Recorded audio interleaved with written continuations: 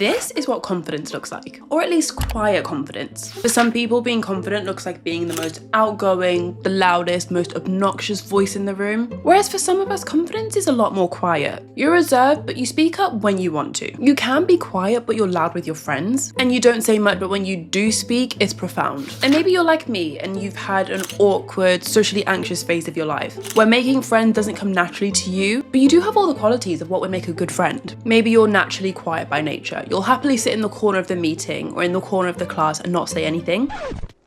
But deep down, you wish you could use your voice. You don't want to have to overthink everything you say. You don't want to plan out every single line you're going to say to people that you meet. I spent so long as this person. I would literally live inside my head thinking of what I'm going to say next when I'm at the drive-thru, or what I'm going to say to the girl who I'm going to sit next to in class.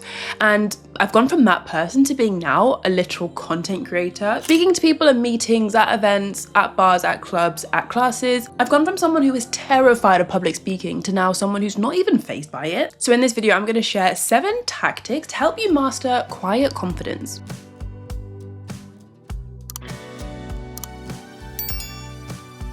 Hey, if you're new, I'm Christina and I make videos for people who are feeling lonely. If you're a people pleaser, overachiever, over anything, you're in the right place. We have a new setup, in case you haven't noticed already. I have officially finished uni. Uni is all done. I packed up my room, handed over the keys. Currently, I've moved back home with my mum because the next phase of my life is where I'm gonna just start my job, I guess. My big girl job. I'm working as a doctor, and so I moved back home because where my mum lives is actually quite close to the hospital that I'm working at. Quiet confidence to me, this can mean something different to every single person. Quiet confidence to me means you're quiet out of choice, but not by fear. Like sometimes you have a phase in your life where like you're put in a new group of people, new setting, new school, new workplace, and like you're quiet because you're scared of like putting a foot wrong or like interrupting people, like talking over someone else. To me, quiet confidence is like if I'm quiet and just chilling and like kicking back in the room, I'm not speaking much, I'm not like joining in at every single point in the conversation. It's just because like out of choice, I just want to like kick back and be a bit more quiet. And quiet confidence is very like, okay, you might not be heard, but you're definitely seen. Like each time you do say something, it's profound. You're adding value. You're saying something of substance. You're not speaking to please anyone or like make people like you. You're actually happy to disagree with people and kind of like have an unpopular opinion. Essentially, you're comfortable taking up space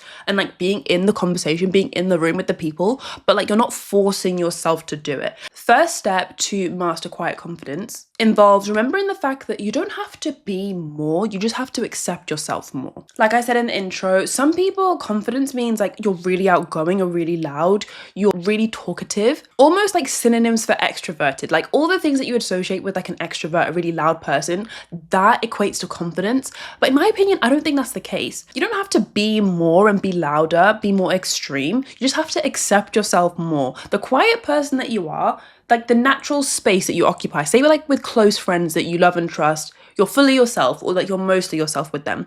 Maybe it's a sibling, maybe it's a family member.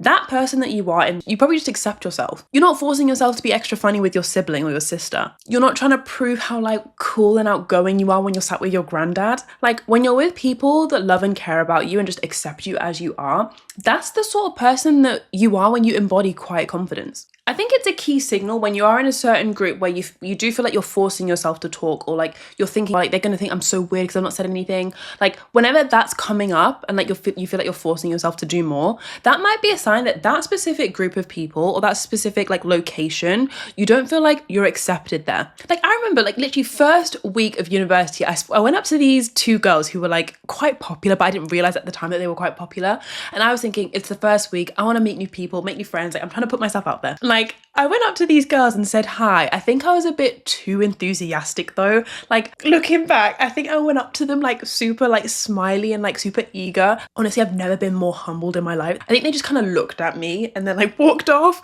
Like I remember they were right next to the door and they just walked off as soon as I said hi, and I was like, oh, okay, cool. When I think back to that, I think like I was like forcing myself to be something that I wasn't in a way. Like I was trying to be super outgoing and smiling. I was pretending to be something that I wasn't. And then when I compare that to other conversations I have with people that like I genuinely care about and I click with so much, like I'm not forcing anything. I'm not even being like super smiley. Like I'm very like just straight face. I'm not trying to be anything. Like I was actually on placement the other day with a doctor who was so nice. We got along so well. We're very similar people. She was one of those people that was super chatty. So naturally in the conversation, I just kind of like went a bit more quiet and I didn't speak up as much because she had so much to say and I was learning a lot from her as well. And even though I was the quiet one in that conversation, it was just the two of us. When I did speak up, I was saying something like of substance. Like she was talking about festivals that she'd been to and I was talking about like artists that I'd seen. I'd never been to a festival, so she was like helping me with like lots of tips and stuff. And I wasn't like second guessing myself. Like, is this interesting enough? Like, I've not been to festivals. I'm not as cool as you. Like, none of that was on my mind. I was really like owning it and like being proud of what I had to say. Another thing, I think sometimes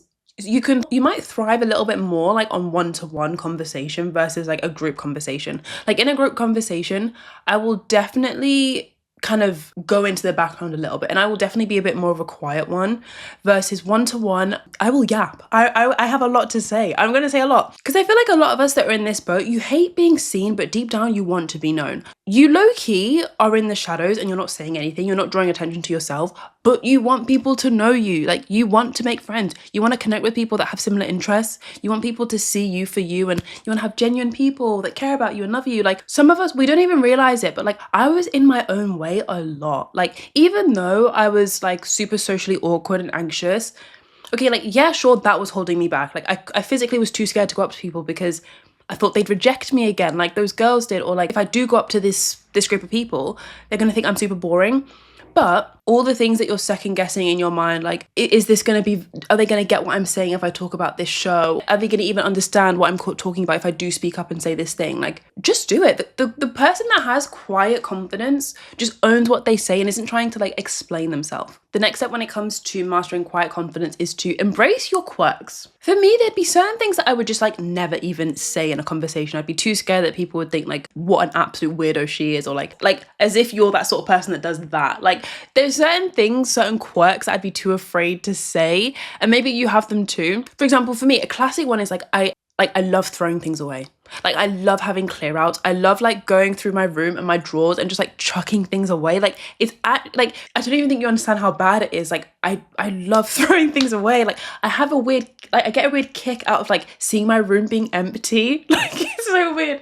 Like you know how some people, they're not hoarders, but they like love buying things and they never like, I don't know, things like build up in their rooms. I'm like the opposite of that. I love throwing things away. And like I'm only smiling about it now because I've spoken to friends about it and like we can all laugh about it. Like one of my friends was saying like that is major serial killer energy, and maybe it is like serial killer energy because my room is literally empty all the time and like there's nothing in my room. But like it's just a weird quirk that I would be scared to admit before. Another one is like I physically just love wearing the same thing every day. Like this top that I wear, I literally wear it in all of my videos if you couldn't tell already. I'm not even joking, like 9 of these. Like I like the thought of wearing something different every day stresses me out so much. My friends call me autistic because of this. Maybe it is, maybe it isn't, I don't know. But like, I just love wearing the same thing every day.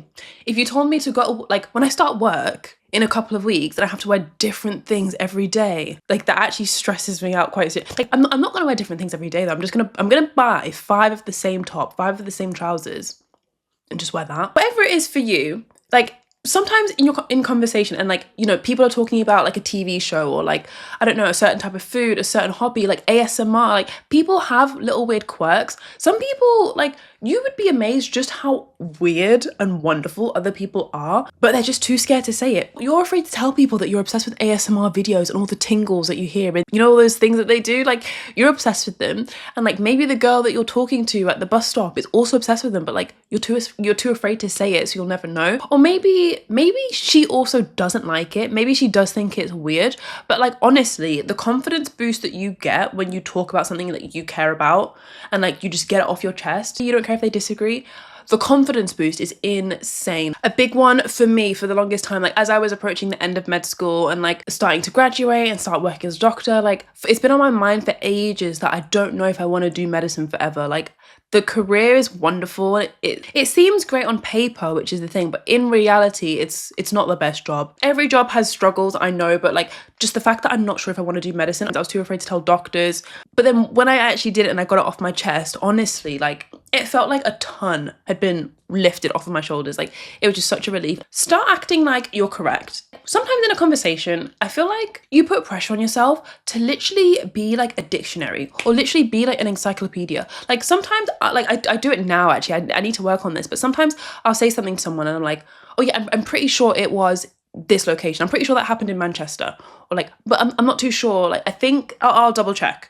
Like, no, just act like you're correct. If you have a gut instinct to say like, this is the thing, this is how it works, this is where it happened, I know where that is, I know how to get there, like, trust yourself and just act like you're correct. This isn't like a who's right and who's wrong war. You don't have to force yourself to be absolutely correct. Like, you winning is you feeling confident about yourself and you feeling like, I can take up space in this conversation. In this chit chat, I have a place here and I'm owning it. You just get to that spot by feeling good about yourself, not doubting yourself. I literally talk to my mum sometimes and like, I'll ask her, what day are we seeing this person?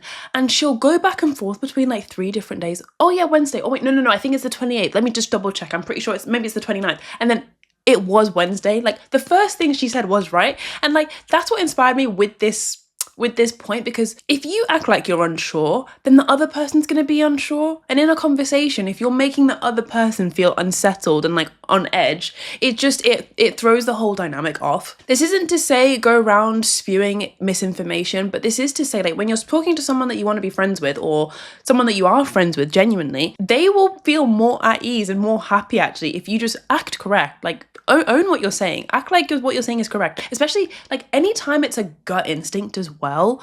Your gut instinct is just right. It typically is. Another thing that people do with quiet confidence is they don't rely on people to believe in them. Sometimes when you're talking to people, I spoke a lot about this in my You Don't Need Friends, You Need Connection video. Sometimes when it comes to making friends and you're feeling a bit lonely and you feel like everyone else has their little group that they go on vacations with, everyone else is having sleepovers and you're like alone, you're kind of waiting to make friends so that it validates you in a way. I go into a lot more depth in that video, but specifically, sometimes you're waiting for people to believe in you. Like, when it comes to your traits and stuff, say you're obsessed with like manga or anime or a specific show, you're waiting for someone else to kind of bring it up, then you can talk about it and get excited and be super passionate. Like, you're waiting for other people to believe in that topic or that thing, to believe in you first, then you'll start to believe in yourself. And the thing is with quiet confidence is like, that's not how it works. You start. You own your manga obsession, you own your anime obsession, and then other people will believe in it for you. That's kind of why it's so important to like act correct or act like you're confident. Because when I was having that like, oh, I'm waiting for people to agree with what I have to say, when I think back to when I was that person, it was giving very like desperate energy. Like, you know, when, you know, there's a certain TV show that you watch or a certain book that you've read that like you just absolutely love. And like, you wouldn't normally bring it up in conversation, but if someone else does, you get automatically so excited. You're like, oh my God, I watched that film too. I read that book too. And like, I don't know, you've got all this passion that was previously absent, non-existent, nowhere to be seen.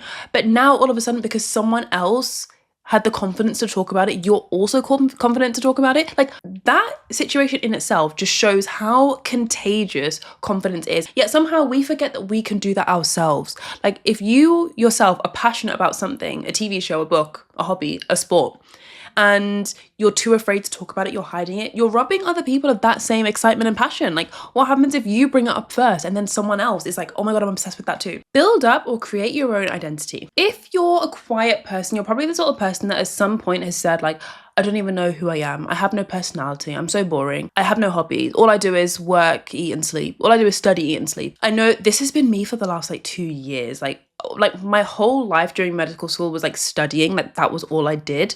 So then it got to a point where I was like, I felt really lost. Anytime exams or med school for the summer would be done and I would have all summer to just kind of sit and do nothing, I would feel so lost. Like, I'd have an identity crisis constantly. And I think the reason why I was lacking a lot of confidence and like I was feeling lost was because my identity was in the studying. Like, if you took that away, you took me away. Like, who am I? Like, that is all I do. But then almost accidentally, I started to build up an identity in other things. Like, I started to make videos. I started to kind of like really enjoy editing and filming videos, learning about the different like sound effects and how to edit a video. Like, I became really passionate about that. And I'm really lucky that it took off on my TikTok and I actually like made something of it. But the confidence that you get when you just have a hobby or you have an identity outside of your main thing, like studying, work, whatever you spend most of your day doing, I think it's so important to have something outside of that, because then you can't really be robbed of your identity anymore. If work stops or studying stops, you've still got something to base your identity off of. It's tough when you spend a lot of time on social media though, because say like, okay, you're in school most of the day, but then your screen time is taking up most of your other time. Like if you're not in school, you're on Instagram. If you're not at work, you're on TikTok. Then it's like you don't really have the time for the hobbies. But I know for a fact for me, even though I still am someone that's quite quiet. Like I feel like people call me confident, and I can see why. But I'm still like, I'm not the most loud person. Like I'm still quite a quiet person. But it's just because like, I feel like in my own world, and like when I am in my room on my own, or I'm on the bus on my own, like I know I have so much going on in my life that I enjoy and I look forward to. And it's fulfilling for me. It helps other people. Like I just know that I have purpose and I have things to do. Whereas I feel like before, when all I did was study and I was like, I don't know who I am. I'm having an identity crisis every 30 seconds. I just felt like I was waiting around for other people. Like I'm waiting around for someone to kind of like invite me over to their party. I'm waiting for someone to bring this thing up in conversation so that I can talk about it to them. Like I felt like I was just waiting around for other people for everything. Whereas when you've got some hobbies, you've got things to do, you've got a schedule, like, you know, clock's ticking, like you're a busy person, it really does build up your confidence, because like you have more of an initiative than someone who's just waiting around for other people. Start saying no more. This one is super important. I feel like I've said that for every single point, but this one is super important. You need to start choosing your circumstances and don't just fall into them. Like sometimes when you're a really quiet person who doesn't speak up much, and say someone gives you a chance, like, oh, like come to my party on Saturday, like automatically you want to say yes. Like, oh yes, I'll come. I'll drop everything that I'm doing and come to your party. Or like, oh hey, can you help me out? I need to move my stuff and I'm moving like in 2 hours. Can you come over to my place and help me move? Like you'll just say yes. Like choose your circumstances, don't fall into them. If you want to skyrocket your confidence, start saying no more. I promise you, it does wonders for your confidence. I set myself this challenge a while back. I remember it was when I first started making videos and like posting online. I felt like anytime I got an email from a weird scammy company, or like someone asking me to help them, I felt like I had to say yes and reply to every single one. Like people would literally reach out to me with like their weird product on Amazon that had like 2-star reviews, and they'd be like, can you make a video about this and post it? And like I would feel so bad to say no. But then I set myself the challenge, like, Christina, the next 10 emails you get, say no. Literally, if it's a bad email, someone asking you to promote something weird, someone asking you to spend like 2 hours reviewing their CV, their personal statement, like just say no. And then I set myself the challenge to say no to like most of these emails. And then once I did that, I felt so much better. Like I was actually like, oh, I do have control over like what I'm actually gonna do like this week. Like it was weirdly like liberating. Maybe for you should set the challenge to say no to the next 5, like, I don't know, maybe there's a certain friendship group or a certain person that just like annoys you and they're always asking you for things, like they only ever take and they never give. Set yourself the challenge to say no for the next 5 times that they ask you to do something. Because even though previously you were like saying yes automatically, sometimes that automatic yes is not a genuine yes. Like deep down it's a no. So honestly, like be more like aligned with that person, like deep down, like what they really want to do. Like deep down you want to say no. Start like building up that person's voice, because in a way that voice that you do have is a bit silenced. Like you ignore that voice and you kind of like push it further and further down. Set yourself the challenge to actually like amplify that voice a little bit more and start saying no. Master the deep convo. Who doesn't love a deep conversation? Like I know there's some people that's like on Hinge, because I'm on Hinge again. Like every few profiles they're like, oh yeah, I want a girl that can have deep conversations. And I know with friends as well, like whenever I'm talking to friends, like we always end up randomly just talking about something that's so extreme. Like we'll talk about like parenthood and how anyone can become a parent. And is it fair that anyone can just walk into being a mum or a dad? Like should there be restrictions on that? Should you offer classes before people become parents? Is cheating ever justified? Would you ever take back a cheater? Like what if the cheating, like we always just end up somewhere super extreme. Like one example, I was literally on a first date, I think last week, if not the week before. Me and this guy were talking about politics like 10 minutes in. I do not know how we got there. Maybe because I'm like quite comfortable with myself now. Like I just love to talk and I'm quite comfortable talking. Like I can be quiet, but then I also love to talk. We were very similar. He's also an only child. I'm an only child. Parents are divorced. My parents are divorced. We were talking about his therapy sessions. His dad tries to do therapy on him sometimes. And sometimes that like irritates him a little bit because like, dad, like just be my dad, don't be my therapist. But this was all within the space of like 10-15 minutes, and I was like, how did we get here? When you're someone that's quiet but then also has an element of confidence, and people just like see you and they respect you and like you say profound things, I feel like with the deep convo, you have to go first. Like when on the date, he was talking about all these things, but like I can't remember specifically what I was saying, but I know I probably said something a bit spicy or a bit wild, like for us to go there. I straight up on the date, I think, was talking about how like nervous I am to start work as a doctor in a couple of weeks. Like everyone in my life knows how nervous I am about this because it's literally all that I talk about. But if you keep a conversation just on like the topics, like how's the weather? How's your work going? How many siblings do you have? Where did you grow up? Those are all like things. Those are all, I guess, I don't know, like physical things that you talk about. But I think you have to talk about how you feel. Like I was talking about how nervous I am and how stressed I am. I was telling him like, I don't know if I want to do medicine. Like that was the first thing we spoke about. Like 3 minutes in, I think that was what we were talking about. And then he eventually gave me some advice about his job and how he's been there for quite a while. Then he spoke about his family and stuff. And then that's how we got there. And it's not trauma dumping. So when I say like lead with your emotions or talk about how you feel, it's definitely not trauma dumping. It's more so just like be honest. Like if there's something that's on your mind, it's been on your mind all week, you're nervous about it, like say it to friends first, then bring it up to other people. Because a lot of the times as well, in a deep conversation, the reason why it is really deep or it is really like memorable, you leave that conversation and you're still like, wow, that was such a good combo, is because it was kind of quite like polarizing in a way. You don't have a deep conversation by agreeing on everything.